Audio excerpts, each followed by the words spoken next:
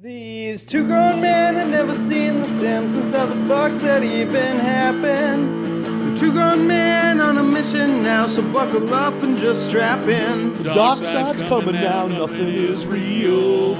She'll never know just how I feel. From out of the shadows she walks like a dream. These two grown men had never seen The Simpsons. It's America's barley basket. Welcome to episode 117 of America's Barley Basket. My name is Nathan Volsebuck. Sitting next to me, virtually, is Marlin Wells. Hello, Nathan. Hello, Marlin. How are you? I'm a little bit of a stuffy boy. You've heard me you've heard me vacate my various head holes. Oh, man. You know, we got to make sure we get my head holes real nice before we hit record. So yeah, they seem clean, judging by all the flotsam I heard go gargling through them for the last several minutes. A lot of throat clearing, a lot of swabs, so many swabs where they don't belong. But you know what? A lot of sinus pyrotechnics happening on your side of the world. I got like a 1950s cut man opening my different draining the fluids out of my head so I can we gotta drain Nathan's goops. Yeah. Oh, my goops. Gave me a couple salt pellets and here I am back in the ring. Ready to go than ever. Yeah, a little dash of strychnine and some egg whites. I'm ready to rock. I was just reading about how they used to give strychnine to athletes. Yeah, what a thing. Yeah, just a little bit is fine, I guess. Because it just makes your nervous system go haywire or something. That's what you want. Yeah, like peps you up somehow. Like, here you go, strychnine and raw egg whites, baby. Yeah, I was reading about the 1904 marathon at the Olympics. Oh yeah, that St. Louis clusterfuck of 1904. Yeah, that's a fun story. How the guy that took third wasn't even really aware of what was going on. A marathon. He cut the legs off his pants because he didn't have shorts. Yeah. and halfway through he was hungry, so he just went in an apple orchard and ate apples. But ate him off the ground, so he got sick and had to take a nap, and still almost medaled. That guy took fourth place. Yeah. Oh, so good. Oh, I thought he took third. There's another dude got run off the course by a pack of wild dogs. Took him like a mile off course. And then a bunch of people almost died because it was on gravel, and they're inhaling all that gravel dust the whole time, and it was like scorchingly hot. Yeah, and they weren't able to drink water other than two water stations along the track. Because they wanted to study like the effects of dehydration on people. Yeah, without telling them. Yeah, what an insane thing. Yeah, the story of the 1904 Olympics is bonkers. People should look that up. Yeah, marathons are like, I didn't know that till I had a couple buddies that got into them. Like, you're doing that shit early in the morning when it's like fucking 45 degrees, you know, like. Yeah. Like you want to be almost chilly when I can imagine you're running 25 fucking miles. You don't want to sweat a bunch. Oh, fuck that. I can't imagine wanting to run that much. Really? You know, sometimes I look in your eyes. I'm like, that man wants to run. Oh, yeah. This guy's got the long distance stare. Yeah. Someone open up them gates, let him run. You can't pen a stallion for too long. I've always said it. Yeah, that's me. Get out there and trot. Show off them legs. Wear the shortest shorts. Like now, like I'm into that part. Like I'll wear short shorts, but I'm not into the running part. Yeah. You just like to parade around town in your booty shorts. So short, there's pockets sticking out of the bottom. That's always a good look. Does the crotch even connect, or is that like a denim mini skirt? I ain't reaching in there to figure out. Do we got a taint seam connecting the front to the back? Or are we just letting it? Is this a loincloth situation? Oh, look, Magic the Gathering card you bend over. Ah! I think you had two assholes. I don't know what was going on down there. Bend over to pick up a Magic the Gathering card. You just hear a car crash behind you. You get up and look back, there's a Zeppelin burning.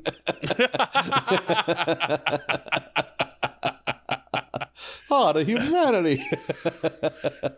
Oh, it was a green Magic card. I play a blue deck. Just throw it to the side and keep going. Oh, they retired this card. I can't use it in competitive tournament play. This one's not tournament legal anymore. As a city burns behind you. Shit. So that lady turned to salt?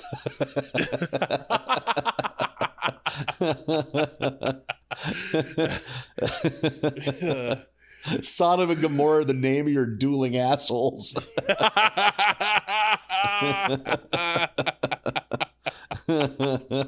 Dueling assholes. Oh shit. We talking, if you put it in shotgun terms, do you envision an over-under or a side-by-side situation? I wish it could be that aesthetically pleasing. I'm picturing like old grandfather Gaper and then the little tiny one weirdly off to the side, like how third nipples are never the same as the other two, kind of like that type of situation. They're never a perfect nipple. They're always a weird one. It's like Schwarzenegger and DeVito in Twins. Yeah, it's like one is set on the loosest shower nozzle pressure and one is the solid stream. One's a pressure washer and the other's a bucket. Yeah, the big one's just shooting out turds like Birdo shoots eggs.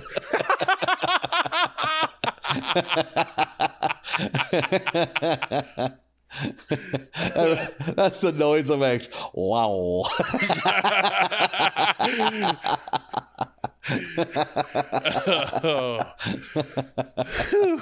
I kind of got the Birdo getting hurt noise nailed. Wow. Yep. Ow.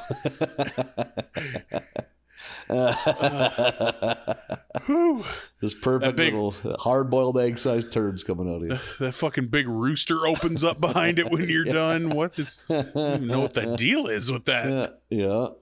Then that one level that flies off the wall and tries to kill you. Yeah. Oh, man, Mario 2 is so fucking good. Except for them digging levels. Them, dig through the sand levels where you go straight vertical. It's no good. They had to give Toad something. He's been a faithful employee of the princess. He needed a chance to shine. Yeah, that's true. Now, they got his whole dipshit family in every game. Now but those vertical ones, you're digging down and then the fucking Shy Guys and Sniffets just fall after you. So you gotta rock kind of a fucking zigzag. It's a game of patience, which I didn't have a lot of when I was 8. Mm-hmm. Yeah, it's a good one though. It's real good. Let it be known, Mario 2 is good. We're here to set the record straight. When was the last time you beat that game all the way through? With no use of the they don't even have warp whistles. They got the magic tunnel thing. They got the rocket. You dig up, you pull up a plant, and sometimes it's a rocket ship. Oh, that is a thing. Yep, that is. You're right. Some of the warps are rockets, but some of them are those tubes you can go down too, like those tall vase-looking things. I feel like there's a weird one of those where you just ride a Birdo egg all the way across the level and get to a warp. Yeah. Yep. To answer your question, I don't know that I've ever seen the end of that game. See, I've beaten it, but I don't know if I've ever played it through without warping to get to Wart is the boss in that one. Okay. I've went right to Wart before. The one boss is a mouse with sunglasses. He's real cool. Throws bombs, right? Yep. You got Triclyde, the three-headed snake. Yeah, Fanto, motherfucking Fanto. Oh, God, yeah. Fanto not a boss, but a tough son of a bitch.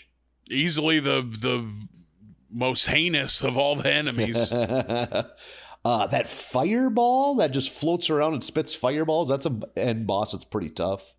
Okay, yeah. You got Shy Guys, Fly Guys, and Sniffets. Yeah. This has been Super Mario 2 talk. I'm trying to think Play of it those. if you haven't. Yeah. Play that shit. It's good. Then there's the fish that jump up that you got to jump on top of the fish, but you got to jump off right away because as soon as they hit their peak, they go down. Oh, yep.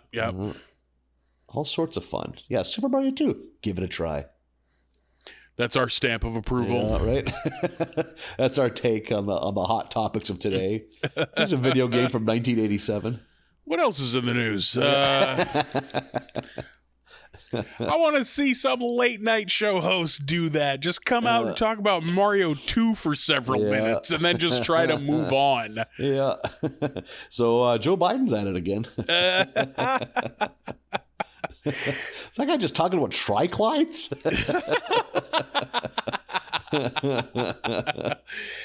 Oh, shit. Oh, those cactus where you could take each section and throw it like... Pokies, yep. Yeah. We know too many specific Mario 2 enemies. So there's Shy Guys, and then the ones that hop are called Fly Guys. Nope, Fly Guys are the ones... They have wings that like zoom straight at you. Yeah, they got like mosquito wings and a pitchfork looking thing. Yeah, those are Fly Guys. What are the little ones that have a mask that hop and kind of hover? Hover. They have like a mask with like a curved nose. Like they do like a hop. Oh, they look kind of like a bird. There's a word for those, but I don't remember what it is. Yep. And then the Sniffets are the ones that shoot a bullet out of their head hole. Yep. Yeah. Okay. Shy Guy, but with a little cannon on their face. Yep. Yeah. Huh. Look at me learning shit. Yep. Take this education into your day. Let it enhance your life. You're out. You're not at home. You're out on locale this weekend. God's living country. it up. Rural North Dakota.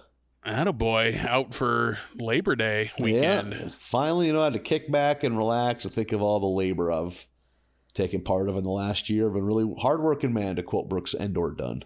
I guess we'll be quoting Dunn more. He handles the vocals in that song. Oh, okay. We don't want to give Kix Brooks credit for labor he didn't do. Is Kix Brooks the one with the mustache? Yep. Okay. Ronnie Dunn is the tall, skinny one. He's probably sang fucking 85% of their songs, but I will say, Kix Brooks takes the lead vocals. Good chance it's going to be a banger. He sang Lost and Found, one of my favorite Brooks and Dunn songs. Also sang You're Gonna Miss Me When I'm Gone, another very good Brooks and Dunn song. Brooks and Dunn, while you're listening to Super Mario 2, or playing Super Mario 2, put on some Brooks and Dunn. What could it hurt? What could it hurt? What a homework assignment. I legit probably had an afternoon in 1990 spent playing Super Mario Brothers 2 while listening to a Brooks and Dunn cassette. There's a very good chance that happened in real life. That's probably happened. Yeah, I can picture the tape. Try to hit those high notes in My Maria. Yeah. That's a little more new school Brooks and Dunn for me. I had the first two albums were Brand New Man and Hard Working Man. I remember I had both of them on cassette. They both still alive? Yeah. Why do I got it in my head one of them's dead? Oh, no, they're still lurking out there somewhere. Playing state fairs across the country. Well, they actually did, like a lot of country artists are doing now, they did a big retirement tour. And like most artists, they're like pro wrestlers. They can't stay away. But I don't know if they've ever done a big full-fledged tour, but I think they pop up and do a show here or there. Oh, okay. Like Tool. Yeah. Alan Jackson in the middle of a farewell tour, which I kind of wish I would have went and seen. Yeah, go chase that neon rainbow. Yeah, fuck, I'm an Alan Jackson boy. Probably also listened to him while playing Super Mario 2. Probably, yep. 90s neo-classic country with Super Mario 2. It's a combination that's hard to top. Sipping a cold Pepsi and... on one of those rocking on the floor Nintendo chairs. Yeah, the finger catchers. If you look at those in like a catalog, what is the name of those? Like a floor rocker? Because they can't use the name Nintendo chair, but that's always what it was referred to as. I always just heard them called video game chairs, but I've never seen like an official sticker or anything. I think floor rocker is probably the name they would give it. I'd believe that. If you said floor rocker chair, I would know what you mean. Yeah. God, for a hot minute, they were everywhere. Yeah, get your fingers under there. Oof. I don't know if we never owned, no, did we? I'm trying to think. That was usually at a friend's house thing. Yep, I never had one, but knew people who did. Yep. Yeah. Well, that's exciting. Hey, who probably, I would guess they were around in the 90s, probably owned a floor rocker chair? Who's that? The Simpsons. Yeah, probably. I'd believe it. We've never seen it in a couch gag or anything, but it would sure make sense if they had one. Yeah, they were around. Goddamn right they were. We're in season 27, just barely into season 27. If you remember last week, we started it with a real fucking soft dick whimper last week. Oh, God, yeah. What was the premise again? Homer and Marge get a divorce, but it was all a dream. Oh, yeah, with all these swerves. Like, oh, this is the dream. No, this is the dream. Yeah, but we also got that good barbecuing one. So Yep, very good. It was a mixed bag of season 27 last week. Let's see how it goes from here with episode 3, Puffless. It is Marge's mom's 80th birthday. We get to see Jacqueline Bouvier, who we don't see all that often. Been a minute. Marge getting everybody together. Nobody wants to go, of course. And then Maggie makes friends with a squirrel. Gives the squirrel her pacifier, and the squirrel gives her the acorn and little B story that we're setting up there. And we get a kind of slightly different animation style during this. Like the shading is kind of different. Okay, I thought maybe I was seeing things during these Maggie segments, but yes, it feels good to know I wasn't losing my mind. Like, it took me a second. It's like, why? I think it's just the shading, which I'm sure is a nod to some kind of cartoon or animator or something, but like, who could say? It's lost on me. The Simpsons are at Jacqueline Bouvier's 80th birthday party, and Abe gives her some flowers, hitting on Mrs. Bouvier, and that's when motherfucking Montgomery Burns shows up to upstage poor Abe. I like that Smithers has to, like, bend his leg to get him down onto one knee. So good. And Abe is just like, well, I know when I'm beat. And Burns is like, I don't even want her. I just wanted to beat you. Like, and then he's gone. That's the end of it. That's it. We don't see him the rest of the episode. Yeah, Burns just shows up and is a dick and leaves. I'd completely forgotten about the episode where those two are in a competition for Mrs. Bouvier's affections. Yeah, me too. Because it was, 20 fucking seasons ago? We've watched a lot of Simpsons. Yeah, 15 seasons at least, yeah. Patty and Selma are like, oh, we gotta look at some old slides, and everybody goes. Everybody goes into the room, and Homer's like, oh, good, she only has one box. She has a little slide box, but then opens it up, and there's a thumb drive in there, and she's like, 1 terabyte. That's fun. Yeah. So they're looking at all these old vacation photos from when they were kids, and Mrs. Bouvier and Mr. Bouvier are younger, and they kind of get to talking, and it turns out that they don't know what happened to their dad because their mom never told him. Turns out he died of lung cancer because he was a heavy smoker, and she never wanted to tell him, and now Patty and Selma are quitting. They quit, and they quit by dumping all of their cigarettes into an ashtray, which, by the way, between those two women, there's like a dozen packs of cigarettes. And then they set that ashtray on fire, and it burns down Mrs. Bouvier's house. Just a real nice lakeside house, too. Yeah. Also, Yo-Yo Ma is there. Burns brought Yo-Yo Ma, playing himself. And he plays cello. Is Grandma's having a couch covered in plastic? Is that just a TV thing? Just on television. That's not real. I don't think I've ever seen plastic on furniture. Yeah. It feels like it was maybe something that was around for a hot minute, like in the 70s or something, but like, yeah. I feel like just the raw Midwestern logic wouldn't have come up among our grandmas. Like, what are you going to buy this nice soft couch and then sit on plastic? No. Yeah. I don't think that would ever flown. With most grandmas, you know how you eat. What the remedy is? You don't fucking eat in the living room. Yeah, that's the way they avoid that. Yeah, I don't know if I ever once saw my grandma eat in a living room. Well, like thinking of the German side, like all of their food is so cream and wet cabbage based. You can't eat that on your lap. Do it in the tub. You need a proper table to eat German food. Over some kind of metal grate that can be easily hosed. Everything is sloppy. Like all German food, none of it sticks together, right? Yeah, a lot of, like you said, wet cabbage. It's like trying to eat a fucking soft shell Taco Bell taco while you're driving. More damp cabbage, please. Yes, I would like some more cabbage.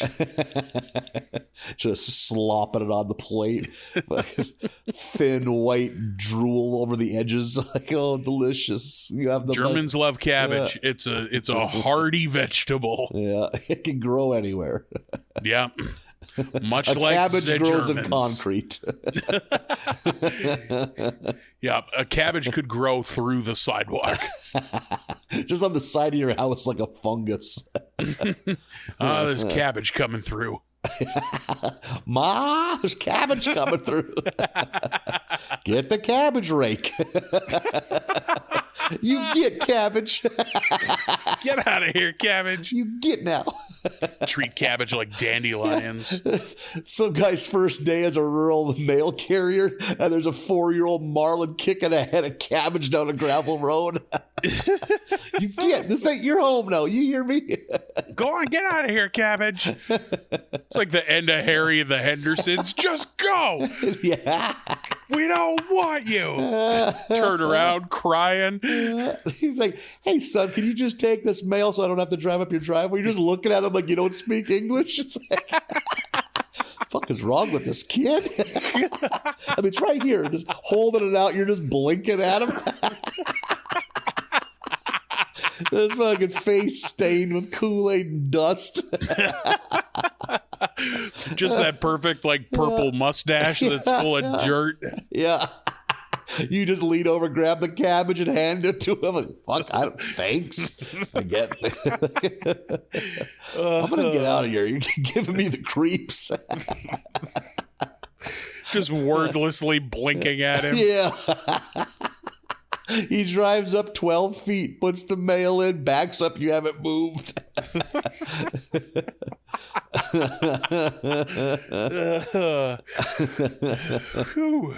Just driving home, eating cabbage, thinking about you. That kid haunted that man for years. I think he was a ghost. But cabbage is real. He throws it away, and the next morning it's back in the kitchen. The next day, the same thing happens. He rolls his window down, like just with his pointer finger, touches your forehead to make sure you don't react to the stimuli at all. Well, now I gotta see. He just touches your open eye. I gotta test the well water here.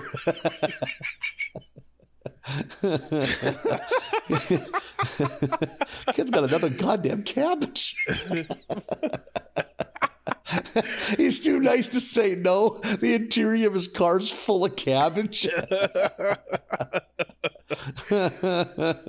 Oh, God. Marlin, what have you been doing with all the house cabbage? I got a guy.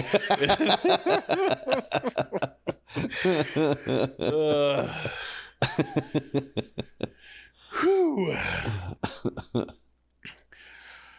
So the house is burnt down, and that's when we duck back into Maggie's extraordinary animal adventure. We get a big headline across the screen: Maggie's extraordinary animal adventure.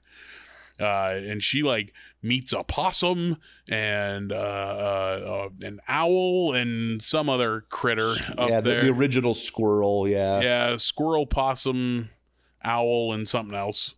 It's just this weird little Disney story we got happening on the side of it. Back in the DMV, Patty Patty is taking this not smoking thing so poorly that she's chewing tea bags like they're chewing tobacco. Yeah. And I immediately was like, I bet you can get a pretty good caffeine buzz tucking a fucking tea bag into your gums. I fucking bet so. Jesus. Like they sell, like that's a product, those coffee like chew pouches, grinds, I think they're called. I've always seen them. Never tried them, but always seen them. I think it's when we get to Selma, when she's like the picture of health, that interaction she has with Otto is so good. Yeah, Selma doing totally fine. Like she's not struggling at all. Patty's fucking losing it. Like giving Otto that explanation. I even listed your eyes as red and dilated. He's like, "Oh, thanks, mister." Oh, thanks. Yeah, mister. Yeah. Like, say what you want about the Bouvier sisters. They look like women. Like, yes, they don't. You wouldn't mistake them for men. Turns out Selma is doing fine because she never actually quit smoking. Fucking asshole. Yep, that's dick dirty move. pool. Yeah, absolutely. So Patty fucking takes off. She's done. She's done with Selma. Like, you fucking lied to me. I won't have it. She leaves Jub Jub. We get to see Jub Jub. That was good. She leaves Jub Jub with Selma and takes the fuck off and goes and lives with the Simpsons.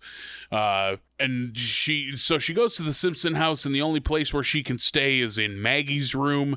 And she sees the possum on Maggie's possum friend, and slams the window and locks it. Yeah. Snores like a goddamn freight train. Yep, snores like a train. Maggie escapes out the window and goes out to see her animal friends, and the possum has been snagged by Cletus. Cletus, the slack-jawed yokel, caught the possum, and so the rest of the animals are all concerned as they drive, as Cletus drives away with his possum quarry. Homer goes into the bathroom to take a shower, and he thinks Marge is in there, so he walks in and tries to get fresh. Turns out it's Patty, of course. That scene with him and Bart is so good. Yeah, Homer like pours bleach in his own eyes, and then Bart is walking to the bathroom, and Homer just grabs him and dumps bleach in his eyes. How bad that would hurt. Oh, Bart's just like, what the hell, man? And he's like, oh, trust me. And then Patty comes out in a towel, and Bart's like, oh God, thank you so much, Dad. Like embracing, yeah. Yeah. Both sisters are missing each other. Selma shows up and apologizes to Patty, and they're all good. They're gonna be fine. And then we end on the Maggie story. Maggie rallies all the animals and a bunch of other animals together. They're going to go spring the possum, and but how are we going to get Maggie there? And fucking Spider Pig shows up, and she rides Spider Pig into battle, and all of these animals defeat the dog, and who's been tasked with watching the possum. The animals defeat the dog, and then Maggie beats up the Cletus's little stupid Drunk toddler. baby. Yep, Yeah. drunk baby. She just like pops the hose off the still and sticks it in his mouth, which sedates him. Kind of depressing. Yeah. Jesus. And then they drunk 18-month-old. That's not good. And then they spring the possum, and all is well there. And then we cut back to Patty and Selma, who take up smoking again because they realize how bad their apartment smells. And so they decide to start smoking again to cover it up. Yeah.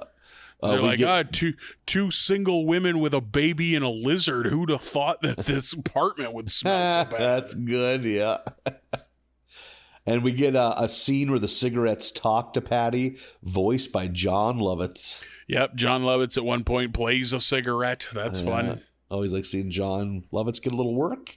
Always. Never has he popped up in an episode of The Simpsons and I'd be like, fuck, John Lovitz again? Nope. Yeah, I don't think I've ever thought, oh man, I've had enough of John Lovitz. Yeah. Lovitz. Like, oh, what, vegetables again? Oh. Perfectly fine episode. Yeah. I didn't have much one way or the other on that one. one of those ones where I'm surprised it's taken them this long to do a Patty and Selma's smoking becomes an issue as like the crux of the episode. Yeah, seems like kind of an obvious one. I agree, but they got there eventually. Yeah. Fine enough episode. Shall we see if it continues with episode 3, Marlin? Let's. Episode 3 is Halloween of Horror, which Episode threw 4. me. Oh, episode 4, Halloween of Horror, which this threw me because I thought that, like, so wait a second, are we mixing up the, Treehouse of Terror? Is that what's going to happen here? Treehouse of Horror? You haven't made that mistake in so long. Back at it, baby. Playing the hits. We got Halloween of Horror. Episode begins with the Simpsons getting their house looking tight for Halloween. I think they call it Ever Scream Terrace. Ever Scream Terrors. Oh, Ever Scream Terrors. Oh, even better. And they go all out. I think we've seen them go all out with Christmas shit. This is the first I remember of them going all out with Halloween stuff. And it is a hell of a production the Simpsons are putting on. Yeah, they're big on their decorations. I think if you were a homeowner, would you get into decorating for Halloween? I would decorate for Halloween. Not this far, but I would hang up some lights and some spooky stuff. Yeah, I think this with Christmas also. I think that a lot of that shit is just super tacky and corny, but you can make it cool with some effort. I can't remember what they need, but they're in need of something. So the family makes a run to one of those pop-up Halloween stores that you fill in an old media play or Toys R Us or, I don't know. Insert failed big box business here. Now it's a Halloween. Spirit. Yeah. And turns out Apu is in charge. He's in charge of a gaggle of shiftless fucking bums is what he's in charge of. Yeah. And, I'm sure you're a man that's been in a couple of those stores a time or two in your life. I don't recall the service being any better or worse than you'd get at like a Walmart. Like, I don't think I've ever seen an employee other than the one you give money to. That's true. It's you're very on your own. But I have asked a question here or there, so they do exist. Just got to hunt for them. Excuse me, does this take body hair off when you take it off? I like the idea of there being like seasonal Halloween workers, like they're seasonal like migrant harvest workers. Yep, I like this concept. Yep, like hauling in people from Guatemala to work your spirit Halloween. One of these schlubs is played by Nick Kroll, and another one is played by is it Blake Anderson from Workaholics? Oh, no kidding. Okay, now that you say that, the Blake Anderson voice sounds familiar. And they are like, I think they're huffing glow sticks at one point. So none of them are really invested in this job.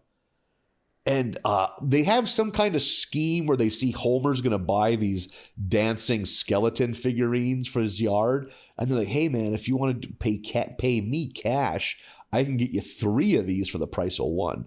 And Homer is like, oh, that sounds like a terrific idea. Is he just can't tell, you can't tell the manager.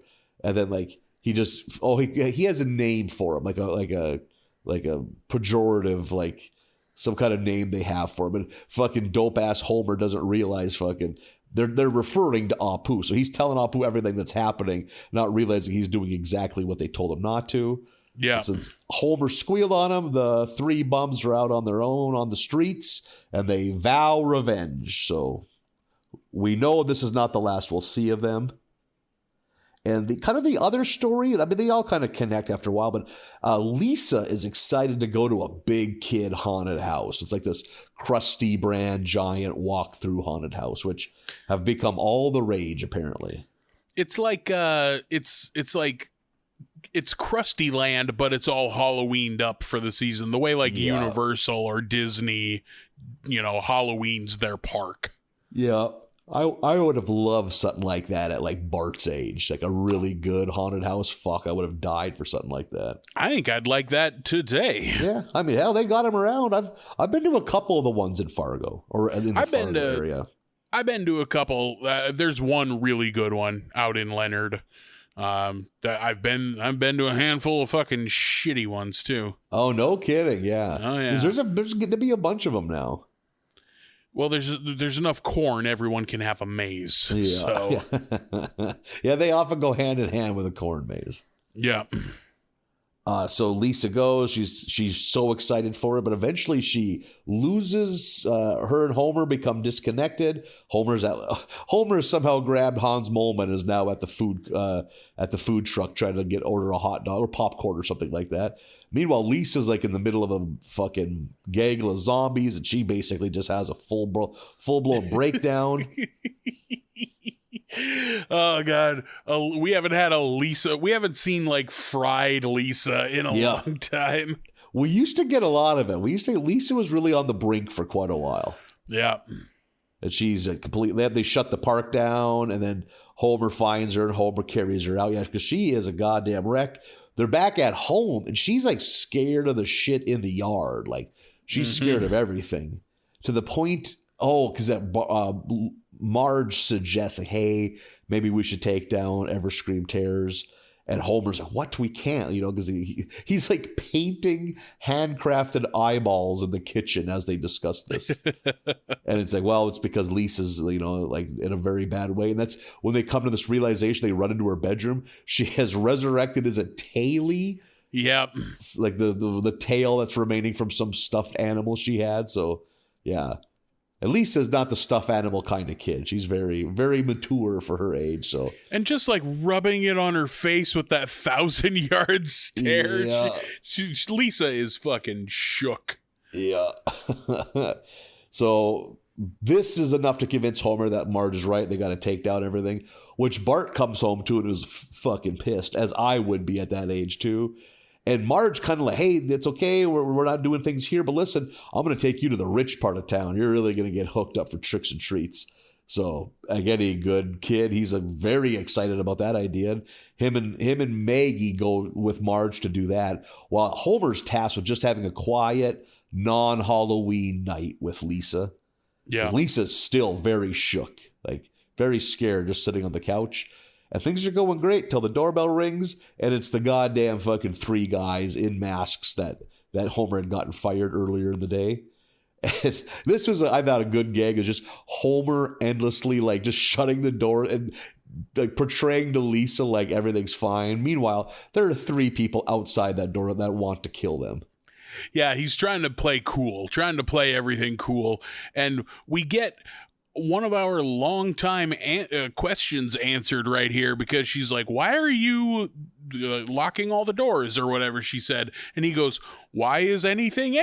Yeah. Why are blue jeans blue? And he points to his pants, answering that those are blue jeans and not slacks. Okay, yeah, you're right. That was a big question for us early on. Like, what are those? And here we are, season 27. We've established in canon that they're blue jeans.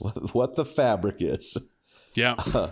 Meanwhile, they Marge and Bart get to the fancy neighborhood, but there's it's like a gated community, and the guy's like, "Hey, I can't do that." Like, I think Marge tries to fucking buy him off with a goddamn Groupon ticket for zip line rides. Yep.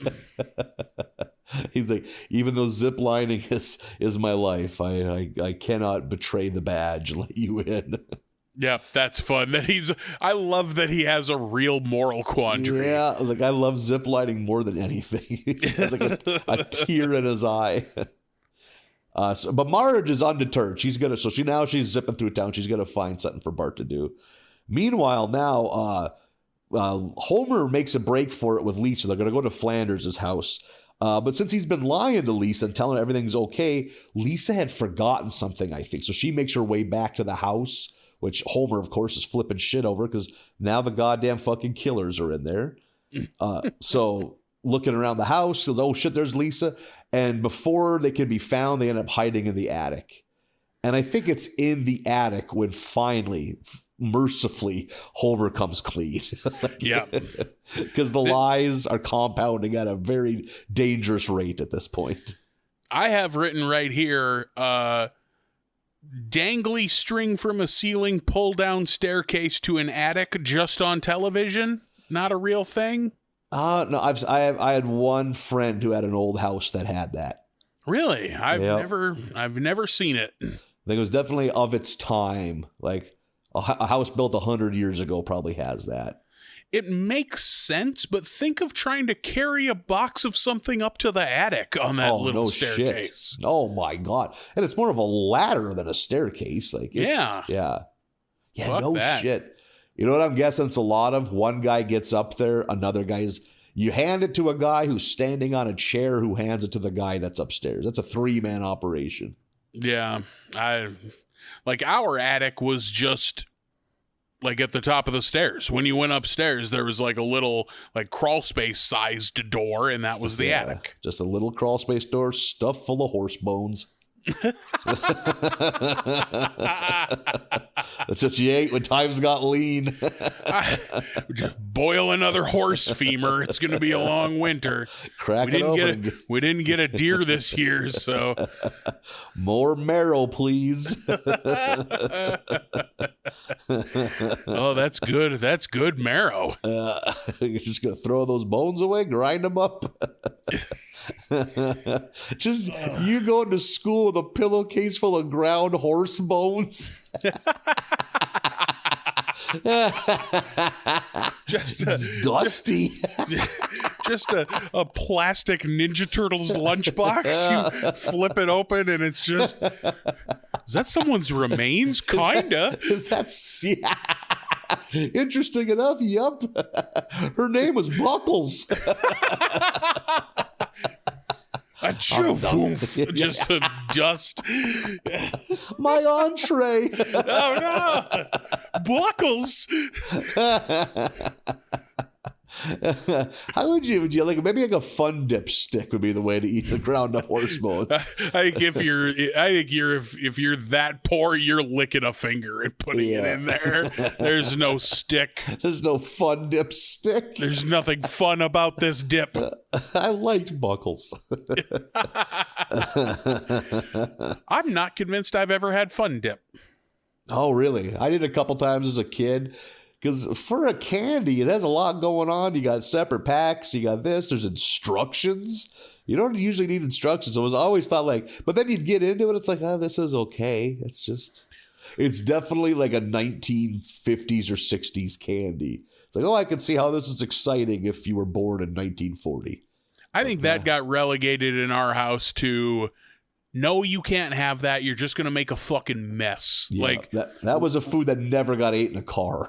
Yeah, like ring pop also in that category of like, no, you can't have a fucking ring pop. God, yeah. I never liked candy like that because it was a mess, like candy necklaces and shit like that. Yeah, wasn't any of that in our house. No. Yeah. You get a symphony bar like a grown-up. I'm 7. Enjoy some toffee. And I do. Yeah. God, I could picture at least one or two different kids I grew up around that eat shit on a bike with a goddamn fucking sucker ring on and just wipe that fucking gravelly sucker ring across their fucking short leg and then just keep on fucking trucking. Just licking a rock-covered fucking... covered freshly cut grass all over it. Ants. Yeah. Sticky fucking lollipop juice running down to your fucking elbow. Yeah. So with right now with Lisa or with Marge and Bart, Marge is struggling to find anything to do, and they think they stumbled upon what is like a fun Halloween get together, but it's like the adults in town having their adult Halloween, and there's like I loved this. Yeah, usually I'm not one for like the kind of productions like this, but it was fun. Yeah, I didn't like the musical number was fine. But that's a great idea. Like a kid accidentally being out when Halloween turns to adult Halloween. Because that is definitely something that's exploded in the last 15, 20 years. I kind of noted the same thing. As far as I know, this wasn't much of a thing when we were kids. But no, it's certainly, not at all. Adult Halloween is a thing now. The internet changed the game. It's really easy to get adult Halloween costumes now. Yeah. It's Like, really easy to type in slutty whatever and get that costume. You needed to know a seamstress to get an adult Halloween costume in 1995. Yeah, if you were a housewife in 95 wanted to be slutty Catwoman, you had to get a lot of sewing done that summer. Yeah. Oh, you know what your other option was? But again, it would be very limited, but at least there was a few things, would be like a Spencer's Gifts. They had a few when they had Halloween it up. They had a few, but now we have, again, abandoned department stores full of Halloween shit. Yeah, Halloween much more a thing now than it was when we were kids. Yeah, it was definitely a kid thing when I was a kid. Yeah. Because back then, everyone had kids at age 20. So you were taking care of your kids during Halloween. Yeah, yeah. So they realize that Bart cannot take part in these festivities.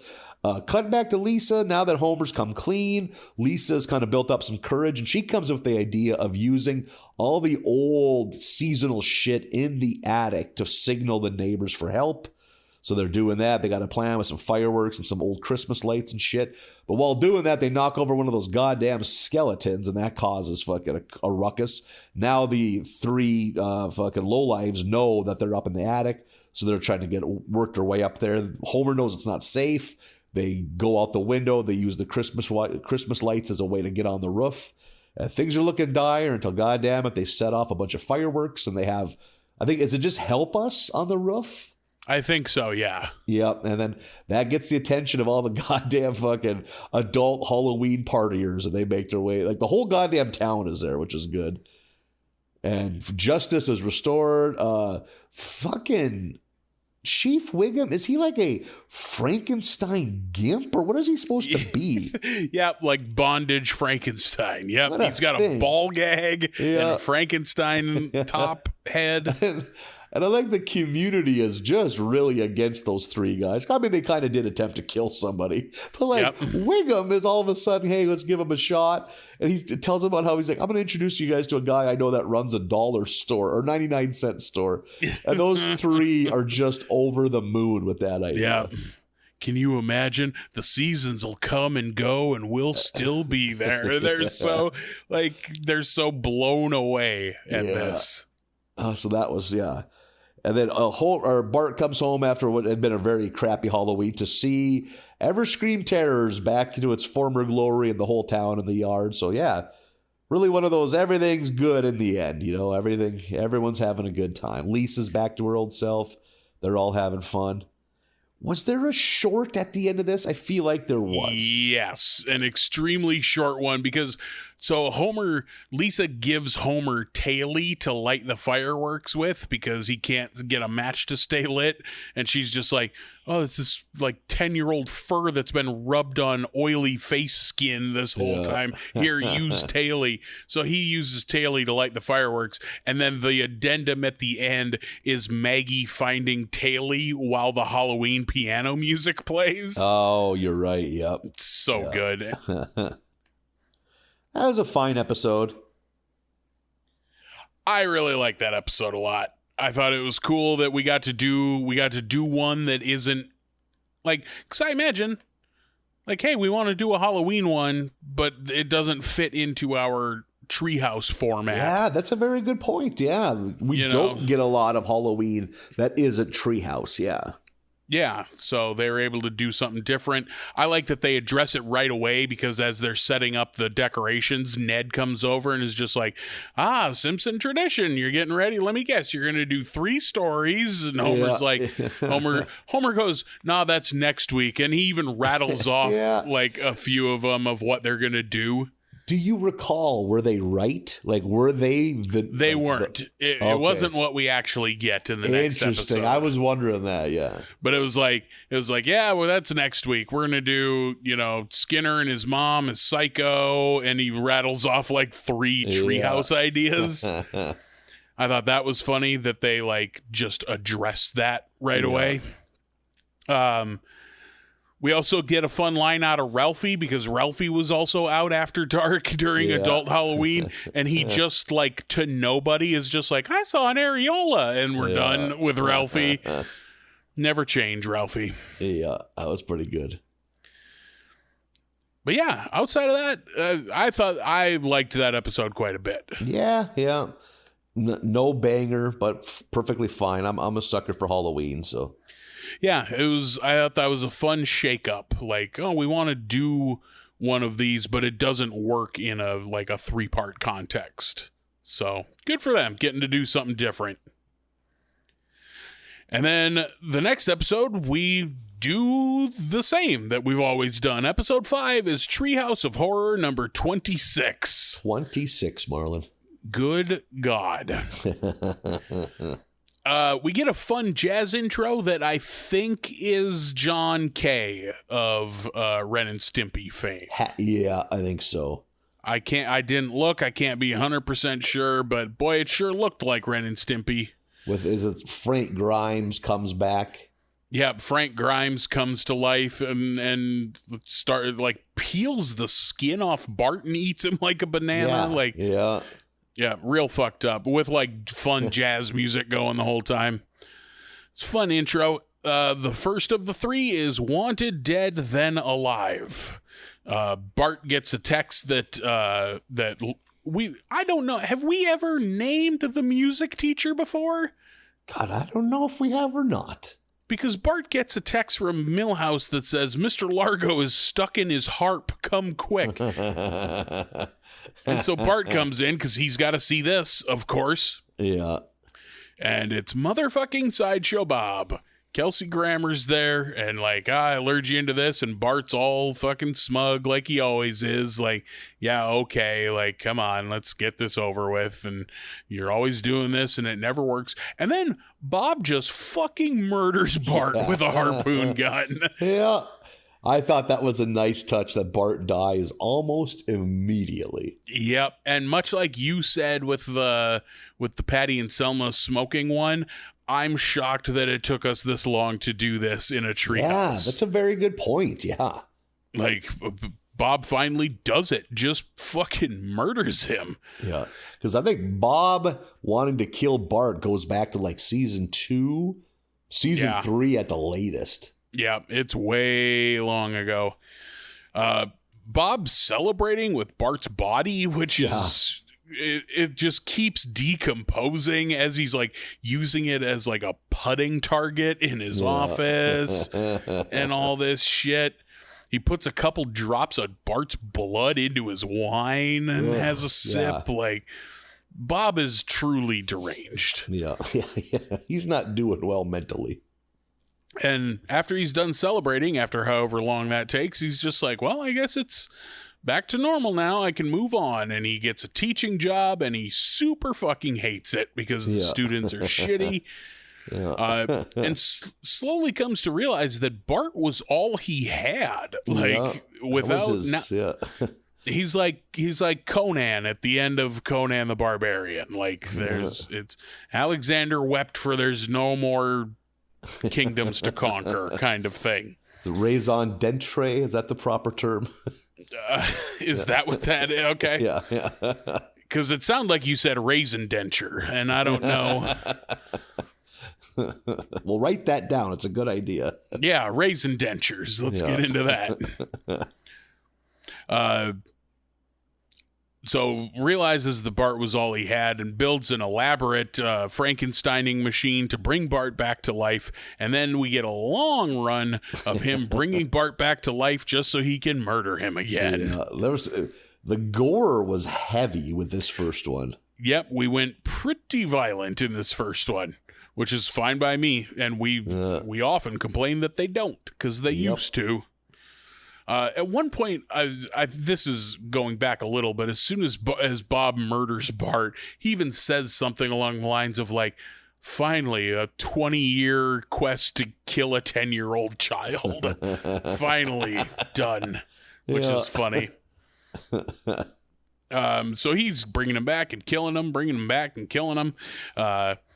And that's when Santa's little helper peers through the basement window and sees him, and now the family comes running in, and they bring Bart back to life, and then Homer murders Bob with a lamp. He really... Well, he brains him first, and then they remake the lamp, and then he brains him, and then he cut his head off? Yep, with the jagged, broken lamp. Yeah. And so we kill Bob a couple of times, and then Bart throws Bob's head up onto the resurrection table with like some other parts, a chicken and some antlers. Yeah. and then hits the switch, and then we get Bob back in the classroom teaching, but as like a decapitated chicken man monstrosity thing. Looks kind of like the creature at the end of Freaks. Freaks, yeah. I thought that was the first thing that came to mind. That had to be what they were going for, too. Yeah. That was a really fun one. I like that one. Absolutely. The second one is Homerzilla, which I was pretty hyped for. It's all black and white. Some questionable, like, Japanese accents, but it's black and white, and that's neat. Abe gives a donut to the sea every day. Abe gives an offering to an underwater sea beast every day. And the whole town thinks he's crazy, including like Bart and Lisa. And then the next day, as he's getting ready to as he's making his donut offering, he accidentally chokes on a fucking donut sprinkle and dies. Grandpa-san. And now there's no more offerings to the underwater monster, which is Homer, but Godzilla Homer. With the plates on the back and the whole thing. I didn't really care for how this looked. I was like, this doesn't look like Godzilla at all. Now, you didn't think it looked like the original Godzilla? No, I thought something about the Homer face was too much, and something about I see. And something about the texture. It looked like hair. It didn't look like scales at all. Yeah, I felt like the look of like until Homer Godzilla, like it had the feel of like that super early era Godzilla movie. But yeah, you're right. The design of Godzilla itself was kind of silly. So Homer shows up, or Homerzilla shows up, walks out of the sea and starts destroying the town. I like that Lisa comes out and is like, this place is 98% rural. You can stomp around anywhere. Why are you destroying our town? And then there's a fun moment where like he's crashing through the town and steps off of the set and like falls, and you see the cameraman like pick him up and put him back up there. Which is when the camera pulls back and it's a bunch of film execs watching this, and they're like, we can remake that, because why the fuck not? So we get a quick little jab about remakes in there. And then they have the big premiere, and the movie sucks. It's a massive bomb. So they take the Atari ET route and just dump it. They dump all of these shipping crates full of the movie into the ocean, which awakens the real Homerzilla. Kind of a real quick drive-by episode. Like, I think we spent a lot of time in that Bart one. Yep, we totally did. And I think this last one, too, got a little more. Yeah, this felt like an also-ran of these three. Perfectly fine, but not memorable, I didn't think. The third one is Telepaths of Glory. It's found footage. Lisa has a camcorder, and it's her and Bart and Milhouse out in the woods. And Milhouse falls down a hole into a bunch of radioactive goo, and Bart and Lisa dive in after him, and they all find this goo, and Bart's playing with it. They're all messing around with it. And then there's like an explosion, and they come to later, and now they all have powers. And at this point, I went, fuck yeah, because this is Chronicle, which is a movie I love that doesn't get talked about enough. Yeah, Chronicle's a neat movie. Chronicle's a very good movie. I like Chronicle a lot, and not enough people saw it, and now not enough people talk about it. So good on The Simpsons for doing a Chronicle segment here. Yeah, did not expect to see this coming. No, and certainly Chronicle couldn't have been new back then, right? That had to be 5 years old at that point. Yeah, I would say, yeah. So Milhouse turns out to be the bad kid, like in Chronicle. He's the one who decides to become a villain out of all this. He's just wrecking the fucking town.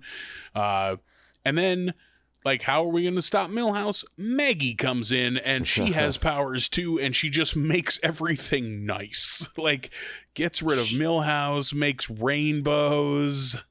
She's like God. She is like omnipotent. Yeah, like. Kind of like the Dr. Manhattan in The Watchmen. I'm assuming is what they're going for with her. Yeah, it was similar to that. Yeah, she just makes this cherubic world. Yep. The sun has a literal smile on it.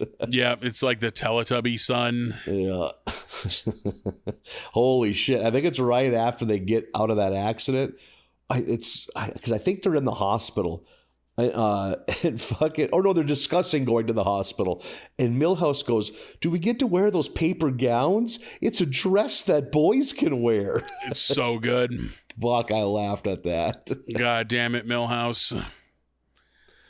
You Not know, a lot of Milhouse in this batch. That's probably the most, easily. Just going to say, and if you notice, that usually comes along with a lack of good quality laughs.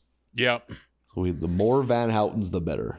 Yeah, I don't think I'm ever like, oh, darn, more Milhouse. Milhouse is like John Lovitz. I always want more. Yep, exactly. I'm never sad when there's a bunch of it. Yeah. All in all, like, I really like that Bob and Bart one where Bob finally gets to kill Bart. I thought that was great. The Homerzilla, I could take or leave. And like, the Chronicle one at the end is like, it's good, but it is mostly, for me, great because it's a Chronicle reference. Yeah. People should watch. If you haven't watched Chronicle, or if it's been a while since you watched Chronicle, you should watch Chronicle today. I'm sure it's streaming somewhere. Turn off this horse shit podcast and go watch Chronicle. Do yourself a favor.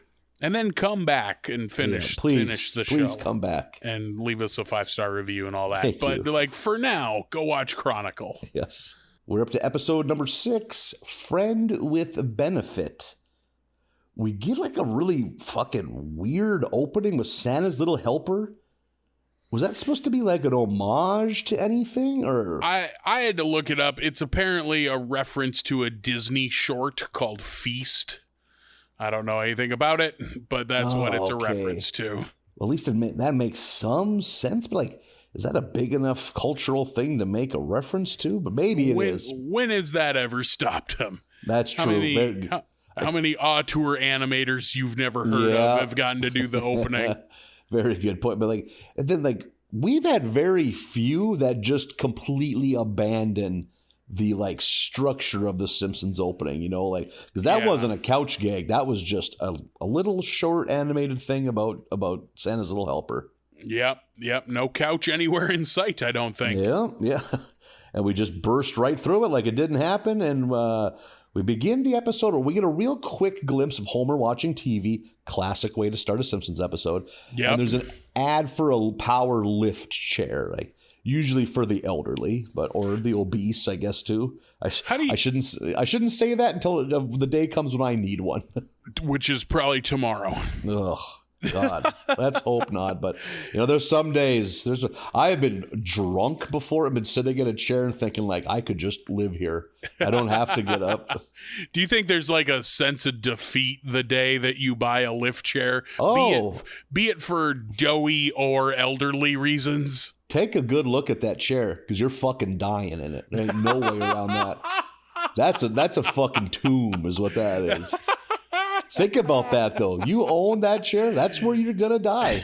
That's wild to think of. Like just someone making those in a factory. They know it, too. They know the grim reality of that job. Like, they should make it so it, like, you can reach under and just fold the tarp out and cover a corpse with it. Like, put some bungee so you can just tighten it on the other side. Just ship it out like that. Like, you're just rolling out the door. Deader than shit.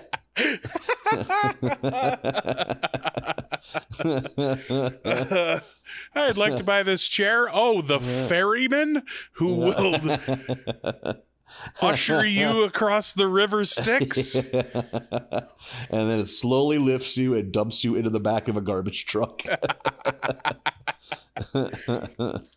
Oh, shit. When they don't sell that chair at furniture stores, just funeral homes. Yeah. Why not be comfortable?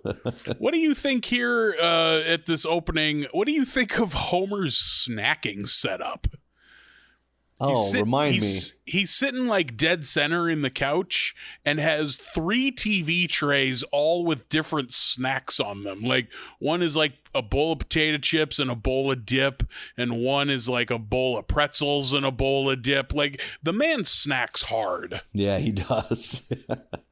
I don't get it. Like, why so much? Like, if I'm snacking on a thing. I'm not smorgasbording my snacks. Yeah, especially when it's all salty. Yeah, unless it's like a Super Bowl party or something, then you're getting a little bit of everything. But sitting at home alone with 4 different snacks. Yeah, which is exactly what he's fucking doing. I kind of respect it. Yeah, right. You know what? Who am I to tell him how to live? He's happier than pig and shit. Homer's a man who enjoys life. Yeah, he sure. God, does he ever? He's a man of decadence. He's a real libertine. He's a man out of a different era. He lives for pleasure. Yeah, he's a hedonist. Impulse driven. Yeah. Homer wants to feel good. Looks before he leaps, or leaps before he looks. And the kind of, that's like 30 seconds of him getting the seed planted in his head. He wants a power chair. Meanwhile, they're doing some kind of like school club expo at Springfield Elementary. That'd be a way to describe it. And Lisa has a booth for magic. Which I didn't know Lisa was into magic. Or right? Yes, we did. Lisa is a fucking magician in that one episode. Oh, because she meets the old guy. Yeah. That just hit me. You got a genuine realization just now. Right? Captured. Distill the audio. You could hear the light bulb above Marlin's head start to flicker. Like, oh, shit. Ding. Yeah, I did it. So Lisa is not having much luck pushing magic on the kids, but then this nice new girl named Harper shows up, and Harper goes out of her way to like be nice to Lisa, which is probably off-putting for Lisa because she doesn't get a whole lot of that. Yep, it's a rarity. And Lenny, and cut to Lenny and Carl hanging out with Homer, and Homer's talking about like his money issues, and they convince Homer, you know what, you should do one of those GoFundMe videos. Those things, if they go viral, you'll make a ton of money. Which Homer does. He puts on like a suit and begs for money, and it goes off like gangbusters. The whole damn community's giving money out for it, and everyone wins until they find out. I think Homer lets it slip in front of Lenny or Carl that it was all for that goddamn lift chair. So we get a good it's a quick mob up, but they mob up quick, and they go into the Simpsons home and get rid of that destroy that chair, which I enjoy that whole storyline. Yeah, I thought, okay, we're at the point where crowdfunding exists. Yeah. Okay. And then how quickly they mob up and set that chair on fire. Yeah, so great. And it's right around this is when, because Homer's already having a bad day, and then Marge informs him that he has to chaperone Lisa and her new friend Harper to go see some boy band. Yeah. They say the name, but I sure can't recall. I believe it's Doe-Eyed Boys. Is that okay? Yep, you're right. Yeah, an Australian boy band. Yeah, and Homer's grumbling about how expensive it's going to be, and that's when Lisa informs him, oh, no, my friend Harper's dad got us tickets. And they go there to pick them up at will call, and they realize they're in some kind of fancy-ass VIP because they meet the band. And that isn't even it. Like there's another level that the band can't go to. That was a great joke. Yep. With that bracelet, you have that. You're going in that room. We're not allowed in that room, which is so fucking good. And it's basically just like a fucking box seat, like at a sporting event. But it has all the accoutrements one can want. Have you ever got to sit in a box seat before? I've gotten to sit at in a suite at a hockey game, like here in town, like the ones where they bring you fucking food and booze and. Oh yeah, I don't know if I ever have. I've been to a few here in town for the local hockey team, and I've done that for some MMA fights at that same arena too. Oh no shit! Okay, yep. It's it's nice, like especially if you're not super invested in the game or anything, because watching hockey from way to fuck up there is not the best way to watch, probably. Yeah. I've had really good seats to events up close, but I've never had I'm wrong. I once got tickets to a concert, but really the only thing that was special about it was a private bathroom for like the 8 people that were sitting in that area. That was worth nice. it. Yeah. Oh my God. And there was a bar for the VIP, and they wouldn't bring it to you, but there was a bar. You'd have to wait in line. So now that I think about that, especially when you're crushing fucking 16-ounce Miller Lights like they're water, and you got to piss all the fucking time. So yeah, that was nice. I've been to a couple like VIP couch up on a balcony for concerts. Oh, okay, and those, like they always come with 2 bottles of liquor. And by the way, you can't take it with you. So it's you and 4 buddies desperately trying to kill 2 bottles of liquor during this fucking 2-hour Clutch concert. Oh God. Nobody, good. I just drank half a liter of vodka. Yeah. Terrific on a Wednesday. You got to work in the morning. You know what you could do? Not finish it. Well, yeah, but you paid for it, and you can't take it with you. So let's make sure we're sick tomorrow. Yeah, so we got our money's worth. I mean, come on, that's how you think when you're 20s. Oh my God, yeah.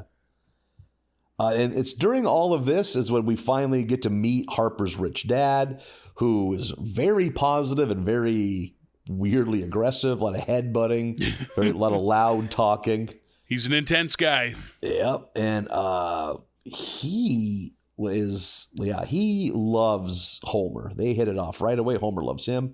Oh, and I also have to mention, talking about we haven't seen Lisa as a wreck recently in a long time. This is the first time we've seen super smitten Lisa since like the days of the Coreys, when she was all about the Coreys. We haven't seen a real doe-eyed Lisa in a long time. Think of how long this show's been going on. When it was created, a girl Lisa's age was smitten with Corey Feldman and Corey Haim. Yeah, and now it's 2022 and the show is still on. Yep, insanity. Corey Feldman is 55 years old. If tonight there was a new episode of The Simpsons and Lisa has a crush on a celebrity boy, I don't even know who it would be. Yep, right? Good call. Like, that's how out of the loop I am. The name, I would guess, would be 7 years too late. Like, what? No. I was like, the first thing that popped into my head was like, I don't know, Jason Momoa. Jason Momoa's 40 years old. Yeah. Jason Momoa is who Marge would have a crush on. Exactly. Or the aunts, Patty and Selma. Right. Or the straight one, at least. Maybe Timothy Chalamet. He's like probably pushing 30. Yeah, I was thinking like a young musician, but I don't know who any of them are. Nope, not a clue. So Homer and this guy have hit it off, but we're starting to see the cracks in the Lisa Harper friendship, because Harper's so spoiled and self-centered, and she hasn't done like anything directly shitty to Lisa, really, but Lisa's just kind of getting sick of her, just kind of a drag being around her. But that's when Homer kind of pressures her to stay friends so he can keep hanging out with that dad. And their friendship's going great, despite the fact that Lisa's getting sick of Harper. And then at this time, super rich dad invites the Simpsons to go to his tropical island for a week. But Lisa has had like a full-blown we're not friends anymore breakdown with Harper, because Harper gave her a bike and made it all about her, and there's all this shit. And then Lisa was like, no, I don't even want this bike. Isn't it fucking Milhouse who just stumbles into it? Yeah. And gets a bike. Again, criminally short amount of Milhouse, but even when he's on the screen, it's so great. He doesn't give a shit if it's a girl's bike. He's just out there living life. He doesn't believe in labels. Happy to have a bike. He lets to wear paper skirts. It's a dress a boy can wear. Yeah. Oh my God. Funniest thing in this group of episodes was that line. Of course, it came from Milhouse. Oh my God, Milhouse. Yeah. And at this point, though, the whole family has got this trip on their brain. They're preparing, getting packed. So Lisa gets home and sees it. She's like, shit. And they kind of put the pressure on, like, hey, this is a trip. This would be great for us. And it's like, and Marge right away is like, well, what about school? And fucking Skinner calls her. And he's been paid off by that guy. Isn't it $10? Yep. So insane. He sees the like virtual debit plus $10. Cancel school for a week for $10. Yeah. So good. So they go to the island. Lisa and Harper meet right away. It's kind of awkward, but they kind of try to put it all in the past and try to start fresh. And I mean, it's a goddamn paradise. They are all living the fucking dream. Fucking everyone's having fun. And then it all, we see what's going to happen. And sure enough, it does. Lisa and Harper have another big breakdown. And I think that's when Lisa really lets her know, it's like, just because you're a selfish kid, this and that, and this and that. And the rich dad is kind of like, hey, like Homer, just take care of your daughter. We're having a good time, and like Lisa's like, no, I want to go home. And that's when Homer has a real tough decision to make. Because again, Homer likes pleasure. He's having a real good time on this beach. But God damn it, he does the right thing, gathers up Lisa, and like, we're going home. And like the rich dad is like, well, listen, you can't take the yacht. You have to take the limousine. Like as to the private plane. Yeah, like it's some kind of punishment. Yeah. And really, there's no swerves on this one. Homer does right by Lisa. They're on the plane. They're looking out the window at how fancy the island is and how beautiful it is. And that's when they see Bart had got off the plane and is still on the island. Yeah. So that was a fun little thing at the end that Bart never left. But very straightforward and I thought pretty forgettable episode. Forgettable is the right word. Like no offensively bad writing or jokes or lazy shit. It's just not very funny and not very memorable. Yeah. Kristen Bell plays Harper in that one. Oh, interesting. Okay. I figured it had to be somebody. I like her. That joke where they keep going through different levels of VIP security is very funny. Like to the point where they're above the band as far as places they're allowed to access is very funny. Oh, we can't go in there. One more. Episode 7 is Lisa with an S, a reference that I don't get. Me either. I was just going to ask you, like, what am I missing there? Beats me. Has to be a Broadway thing that we just don't get. That's probably a safe bet. It's poker night, and I immediately was like, Nathan, it's poker night. My note is, oh shit, a poker episode. My note literally says, Nathan, it's poker night. Funny that it's taken us this long. Like, well, we had one that's a few weeks ago. That was blackjack, I thought. I think we had a poker one. Oh, Did yes, we? You're right. The one I'm thinking of was the blackjack one. Yeah, you're right. They try to beat the system, yeah. And we've seen poker nights before on The Simpsons, but like the one where Homer delivers that baby in the elevator. Yeah, that's poker adjacent. Yeah, you're right. Yep. Mo was clubbing them and taking their money. So we're having poker night at Moe's. There's a sign on the door, illegal poker game, do not disturb, and Wiggum comes by and tapes down a corner of the sign for him. So good. I'll take care of this. I love Chief Wiggum. Yeah. Before that, as Homer's walking out the door, because we see him getting ready for poker night, as he's headed out the door, Lisa explains that she was just accepted to an expensive band camp, but I got accepted. Nobody gets accepted, but I did. The only thing is it's super expensive, so try to play good tonight. Yeah, play extra good, please. So Homer heads to poker night.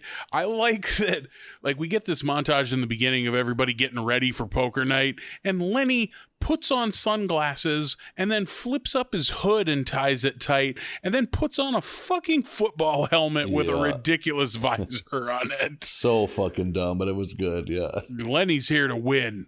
Yeah. And then as soon as he walks in the door, he can't see anything, trips and falls out the fucking window. Yeah. I like Lenny a lot. Yeah.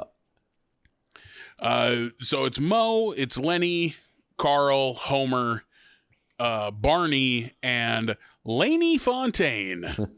Did not think we'd get Lainey Fontaine back. No, I figured she was a one and done, but here she is, still kind of with Mo, question mark? Yep. Weird.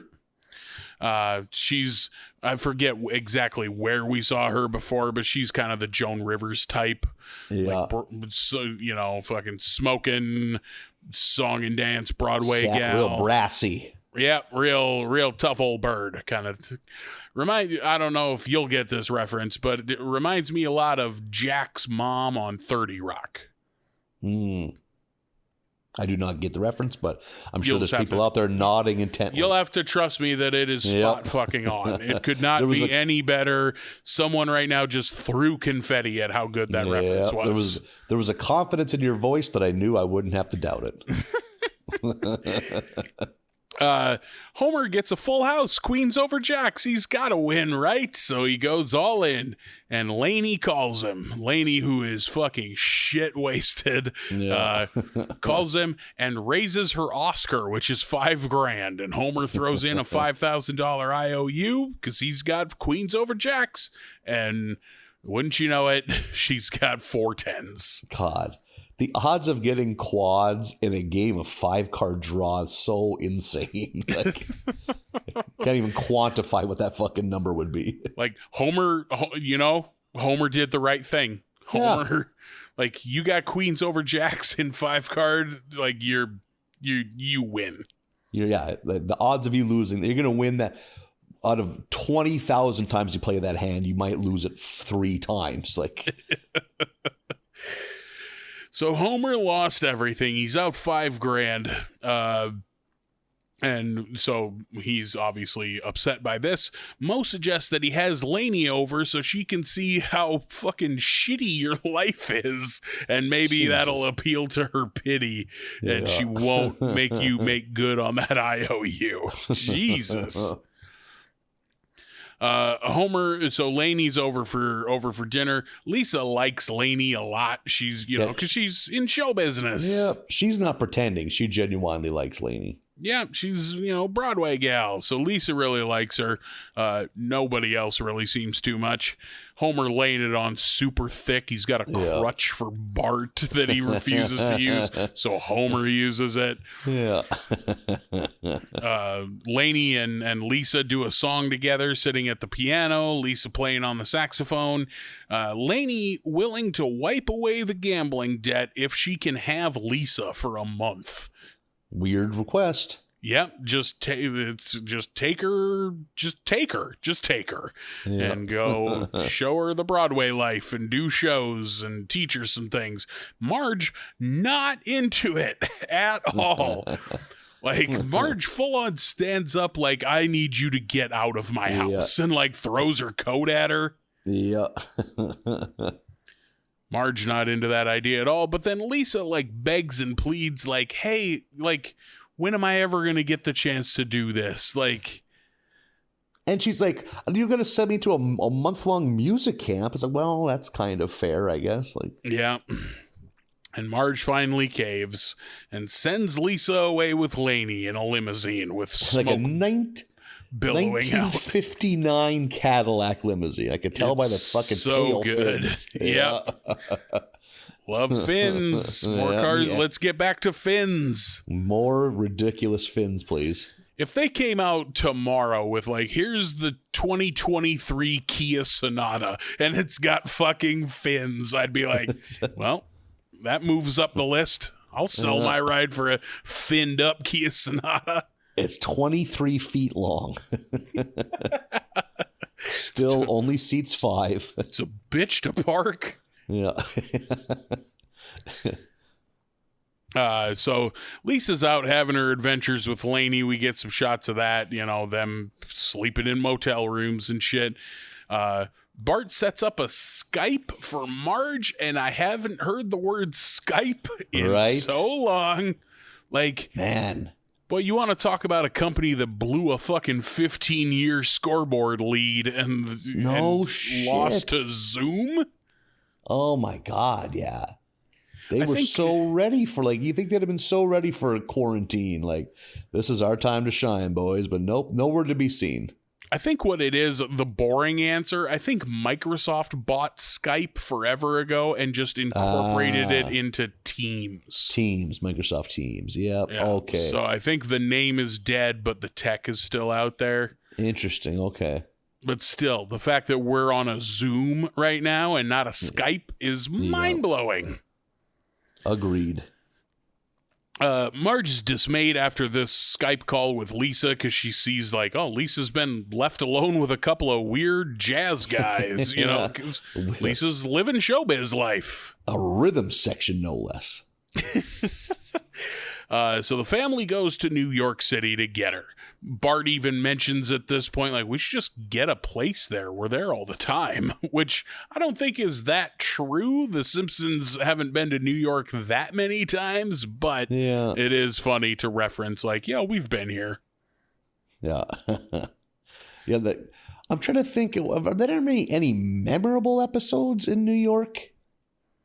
Nothing comes to mind, but I'm sure there are. I just can't place, but they've had to have been there at least 4 times. I was trying to think in my head when I was watching this that they have. Yeah, it's worth referencing because it sure ain't their first time being there. Right. Yeah. Isn't there like an early one where Homer like gets in a fight with a guy at a falafel stand or something, and then I think he shows up again the next time they go there. I think Bart goes there chasing after Cletus's daughter that he was into, and she like worked for SNL or something. Yep, very good call. Yeah, we've been here.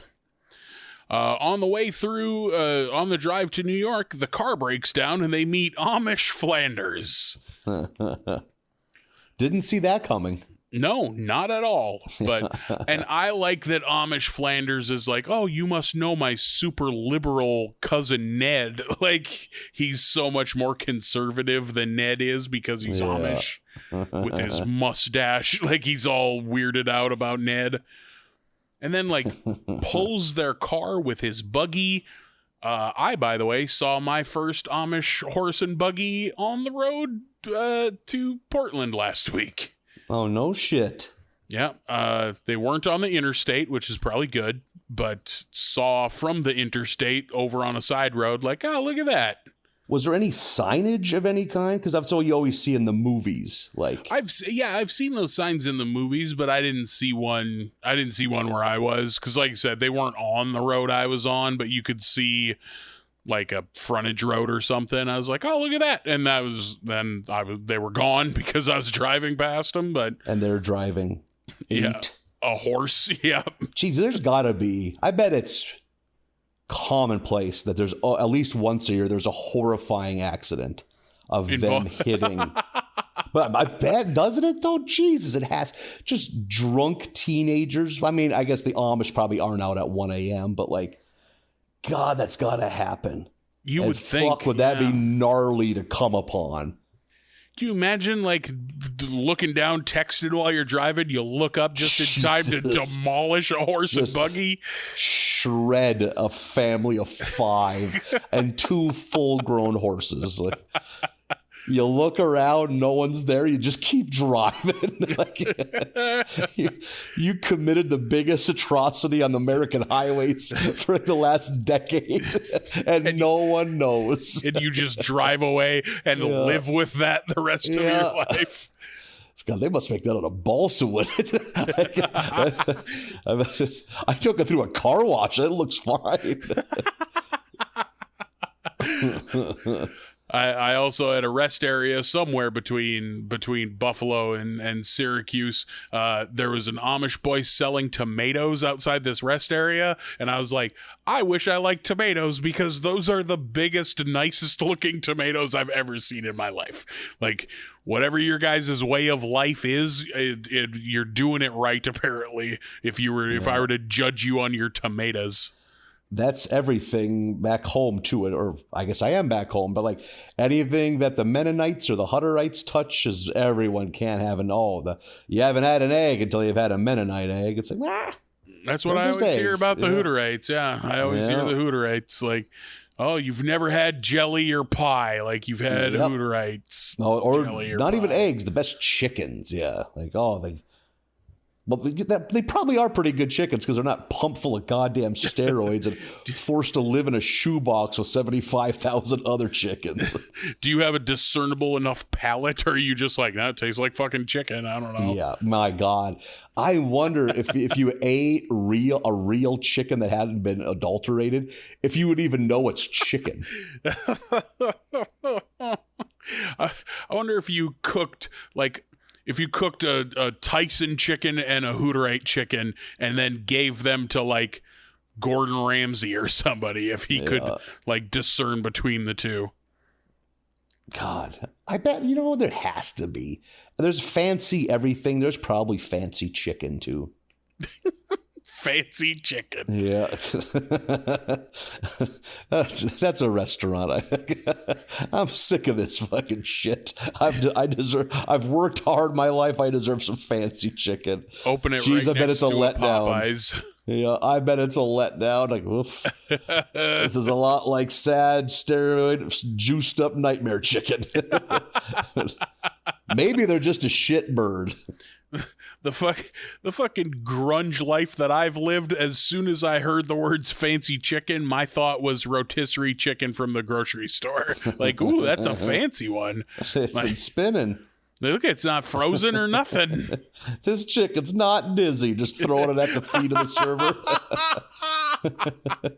If you could just spin it with your hands in front of him, that would help. Yay, make him dizzy. Clapping. Hockey. Yay, fancy chicken. We did it. And this isn't even at a fancy restaurant. It's not like a Chili's. It's his birthday. Just spin the chicken with your hands. Yay! Just confused 19-year-old server. Somehow in a high chair so you can kick your legs. Oh, shit. Brought your own cake in. Oh my God. I also have I have one story from the road that I have been waiting to tell you until we were on a podcast again together because I was so overjoyed. This is the one thing I saw in 60 hours of driving where I went, oh my God, that's amazing. I tried to get a picture, but I couldn't. It was too far away and I was driving too fast. But just north of Erie, Pennsylvania on I-90, there is a barn off the interstate, and on the side of the barn in huge letters like Hulkamania font, like in bright reds and yellows and blues and greens, there's a barn that says fireworks and karate supplies. Holy shit. Oh boy. Talk about knowing your audience, though. I found the objectively coolest store that exists in this country. Like, if you work at a karate supply shop, ask the guy at the end of the purchase, are you interested in purchasing fireworks? The answer is always going to be yes. Can you imagine? I'd be so confused if they said no. No, thank you. Just these throwing stars for me, thanks. I'm on a budget. I was flummoxed, like, what are karate supplies? Like, a gi, I guess? Yeah. Do you sell gis? Yeah, I'm thinking throwing stars with some shitty nunchucks. That would be my guess. Sure, a sword. Definitely a rack of swords. Oh, yeah. Oh, totally. I hope it's all by the pound. Like, you don't even get to ask for what. It's just they take how many pounds of fireworks and karate supplies, and they just scoop it onto a scale, like a deli. Big snow shovel. They're just throwing fireworks and karate supplies. Bad enough. All out of one big pile. Looks like it came in on a fucking auger. Just fireworks and karate supplies. It's all luck. It's all up to chance. You might just get a big scoop of fucking floor snaps, or you could get a bunch of Roman candles. Oh boy, one of those worms that you light and it extends. Oh, good. I got a pack of bottle rockets and and some kunai, I think I'm gonna be all right. I'm in for a good weekend. I got a tiger's paw. Oh shit. But man, when you're just driving down the road, you see a big old barn that says fireworks and karate supplies. That'll get your attention. I was very excited. Like nicely painted or like clearly not professionally done? Maybe right in the middle somewhere. Okay. Like the level of painting that you would expect to see on a mattress store, like a window paint kind of quality. I could picture that. There wasn't like an artistic quality to it. It was just like, make sure you cover the whole barn and you tell them both things that we sell and make it bright colored. But yeah, just like that jagged Hulkamania font. So shout out to Fireworks and Karate Supplies just north of Erie, Pennsylvania, along I-90. Somehow, if you're listening, please reach out to us. Send me a photo. I tried so hard to get a photo. I might have to look it up on Google Maps and see if I can find it. So many Amish families were torn asunder by your attempt to take that picture. Countless buggies were crushed. You should have seen. I was fumbling with my phone, just like shit, trying to open the camera. And yeah, I snapped one, but it's too far away and too blurry. I was very bummed, but I had to share. Man, God, too bad you weren't on it. Was that on the way back or the way there? Yeah, the way back. Oh, bro, you should have stopped. I'm taking an extra day. But what would I have bought there? I have two things you would have bought. Are they fireworks and karate supplies? Bet your buns they are. Just destroying the sheetrock in your apartment with a fucking mace right now. Oh, shit. Laying caltrops in my hallway. Yeah. Some fucking Uber Eats guys at the walkers. All of a sudden, a fucking throwing star flies out your window. You run out into the patio holding Roman candles. Oh no! Everybody down! Thump, thump, thump, thump. Smoke billowing out of your windows. Running through my parking lot in those wooden platform sandals, just lighting off whistlers. You're like traditional fucking like Shogun hair pulled back. Is he wearing a kimono? Oh shit! The coolest store in America. Oh man, that's worth a trip on its own. So Amish Flanders pulls their car out and gets them back on their way to New York. Lainey not confident about this new show of hers, but like Lisa gives her a pep talk and Mo gives her and Mo. I want to explore more of that. Yeah, it's like they seem to be doing well. I don't know. Feels like at this point we got to have another episode with them too, even if it's to end it. Right.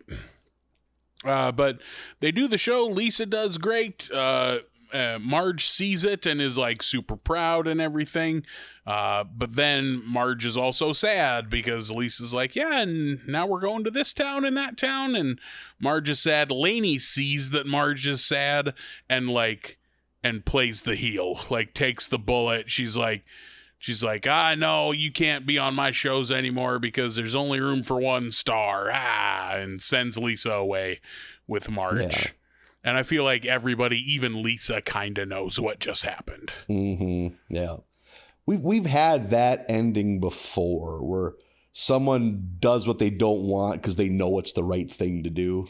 Yeah. Yep. Usually it's inner family. It's rarely some oddball character like this. But yeah, we've seen similar endings. Yeah. And that's that episode. Much like the last one, pretty straightforward and not a lot of jokes. There's not a B story at all. Like just, I don't know. It was fine. I probably enjoyed this one slightly more, but boy, it's close. Yeah, I think so too. And I didn't enjoy either of them a ton. Like they're both just kind of whatever episodes. Two Lisa ones back to back too. There were no bangers in this bunch. Yeah, I did like the Halloween one, and I did like most of the Treehouse episode. The Patty and Selma one, perfectly fine. But Treehouses have picked up. There was a run there probably like a dozen seasons ago where the Treehouses were getting real bland. Like, yeah, I thought that too during this one. I was like, oh, there's like, I feel like we're on a hot streak of Treehouses. Yeah. At least like ones, because there were a couple that were like, Jesus, this is like, I was really worked up about like. Yeah, you especially were hot about some Treehouses. Like, think of that Harry Potter one that time. Jesus, that's like, first off, this isn't horror. This doesn't fit, but like. Yeah, they've fallen into that a few times, but this is a good one. They've had 27 seasons. They can slip up now and then. They've been on TV for 35 fucking years. They've earned it. They have your permission to trip over themselves once in a while. Do what you want. And what we want is to watch more Simpsons next week. You like that? Look at that. Fucking. You think there's more? Segue, baby. Pretty positive. Okay. I'll take a look. I'll trust you. Okay. Take my word for it. I think there's more Simpsons. There's still some more out there. There are at least 5 more, and they are from season 27, episodes 8 through 12. And that is what we will watch next week. Keep trucking through season 27. Keep singing fake bands. We've got... Who will you get next week? Oh, who knows? It'll be a surprise. Tune in? Does it really make sense with the podcast? But I'd say you could use it. Kind of, Fuck it. Say tune in. Yeah. Tune in and find out. You got big shit going on this week? You're back home. You're home. Yeah, I don't know. Looking out at these amber waves of grain, I don't know. Maybe it's time to start farming. Give up this rat race life. Give up comedy and start farming today. Yeah. I would have to have a camera with the record the bank guy's fucking reaction when I told him my plan. Well, what do you have for down payment? Let's say, let's check the old wallet here. There's 2 gift cards and $77. One of these is to a Radio Shack. They don't even exist anymore. You should just throw it. I keep it because it's fun. Well, you and I are telling jokes this weekend. If you happen to be in rural North Dakota, or where are we at this weekend? Shit, I got them mixed up. Dakota. South Dakota. So you sound like a goddamn tourist. They're the enemy. Remember that. Yeah, damn it, Marlin. Don't let them lull you in. Slip up now, but get your shit together before we get there. This weekend, Friday, you and I will be in Aberdeen, South Dakota. Heck yeah, we will.